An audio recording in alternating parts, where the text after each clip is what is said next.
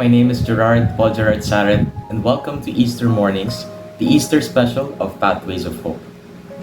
Brothers and sisters, we are in a constant spiritual battle between good and evil. And how do we win? We're going to examine today's gospel from the perspective of the Roman soldiers guarding the tomb at the time of Jesus' resurrection. I will read from the gospel according to Matthew chapter 28, 8 to 15. While the women were on their way, some of the guards went into the city and reported to the chief priests everything that had happened. They reported to the chief priests everything that had happened. What had happened? If you read the earlier verses in this chapter, what happened was Mary Magdalene and the other Mary was met by a great earthquake as an angel of the Lord with the appearance of lightning descended from heaven and rolled away the stone that was covering Jesus' tomb. Let's stop for a moment and reflect on that powerful yet hidden remark. The angel just opened the tomb and the supposedly dead Jesus was no longer there. Brothers and sisters, this is not the first time that Jesus was believed to have the ability to move across material barriers. He is therefore not limited by physical obstacles. In John 20:19, it was said that he appeared to his disciples who had locked themselves in a room for fear of the Jewish leaders. They were locked, and yet he was able to enter. Now all this were witnessed by the Roman guards stationed at the tomb. They witnessed the proof of the resurrection right in their faces. How lucky are they? Diba? And yet their reaction was to report it to the enemies of Jesus instead of acknowledging his power. Siguro isipin nyo that they did this out of shock. As it said in the earlier passage, that their reaction was that they trembled and they became like dead men. Ibig sabihin ng mamatay ba sila? Inihimatay, ganun ba? Can you imagine that? Nakita nila yun? They became dead men. But if you look closely at the role of the Roman soldiers at the time of Jesus, they were actually obliged. They were obliged to report it to the superiors. Kailangan nila yung gawin. Who were their superiors then? The priests. The priests were their superiors. During this period, the governor had given chief priests the authority to command their own ranks of soldiers, acting with police responsibilities. Meaning, it was the soldiers' duty to report. So they knew what they had seen. They probably had no intent to bend it. But the problem started when the priests and the elders decided that the soldiers, the witnesses, should tell another story. A fabricated story, a fake story. Fake news is not a new concept. Let's continue. When the chief priests had met with the elders and devised a plan, they gave the soldiers a large sum of money. A large sum of money. The exact translation is actually not large, but it was a sufficient amount of money. But it had to be large enough so they would lie about the miracle that they had seen. Brothers and sisters, this was a clear bribery. The temptation of money can make people do all sorts of unpleasant things. Sige, tuloy natin, ha? Telling them, you are to say, his disciples came during the night and stole him away while we were asleep. Came and stole him away habang tulog sila. Now, this is the story that they came up with. And it is just straight up ridiculous, if I can tell you bluntly, if you really investigate it. Number one, unang-una, Roman guards are not allowed to sleep on duty. It is punishable by death. Pwede silang mamatay. So why would you be sleeping? And more importantly, why would you go out telling people about it? Hey, you know what? I was sleeping and then I found out that Jesus was missing. May death wish ka ba? Gusto mo bang mamatay? Di ba? Secondly, if you were asleep, how are you not awoken by a large group of men?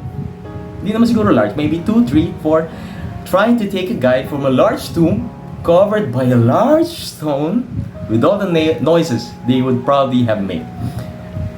This stone was estimated to weigh 1 to 2,000 pounds.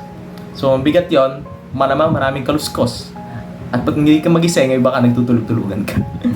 Lastly, why would a scanty group of disciples with zero military training even attempt to attack a guarded place, guarded by the fiercest soldiers in the world, to just take one dead guy, their previous master, who is now supposedly dead, who probably lied to them. So nagsinungaling tong lalaki na to, bakit siya pupuntahan? They would not risk going anywhere near that tomb. The story just doesn't make any sense. Then the bribe must really be sufficient enough. The bribe must be sufficient enough. Now let's continue. If these reports get to the governor, we will satisfy him and keep you out of trouble. Out of trouble. Earlier, we said that they did it because they were bribed. But wait, brothers and sisters, let's look at this again from another perspective, the perspective of our Roman soldiers. Roman soldiers are an elite force that dominated the world for over 1,000 years. Europe, Africa, Asian battlefields, they were highly trained and went through a strict recruitment process. They even had a height requirement, which they probably wouldn't pass. And before deployment, these soldiers would go through a 4-month trial involving, number one, marching for over 60 kilometers in complete combat gear that weighed 20 kilos. If you drive or kung nagja-jogging kayo or marathon, you probably have an idea kung gaano kalayo at gaano kahirap yung 60 kilometers more. I can't even carry my baby for 2 kilometers straight without stopping. Number 2, sa trial nila is camp building. When they enter enemy territory, it was important for them to have a protected camp, a protected place where they can rest. And they build it in alien lands, enemy territory, where they had to gather materials, probably wood, probably stone, not an easy task before building the actual camp. Number 3, weapons training, of course. And the point of all that is that they are formidable, a formidable force, and that they were trained in discipline.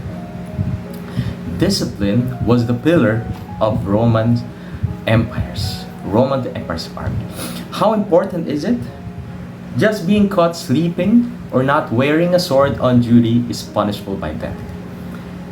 Pwede ka mamatay. Nakalimutan mo lang yung armas mo, pwede ka mamatay. Nakatulog ka lang kaunti, pwede ka mamatay. And if that is tantamount to death, can you imagine the punishment for disobeying a direct order or antagonizing the will of the governor? They wanted to keep themselves out of trouble naturally. They were just trying to make a living. They had their own lives, own problems, families to worry about. So apart from the large sum of money they were given, you ask why else they did it? Because they had to. Discipline, obedience to the chain of command, even survival. They needed to report it. And they needed to follow the command of their superiors. They were soldiers, acting on authority of command.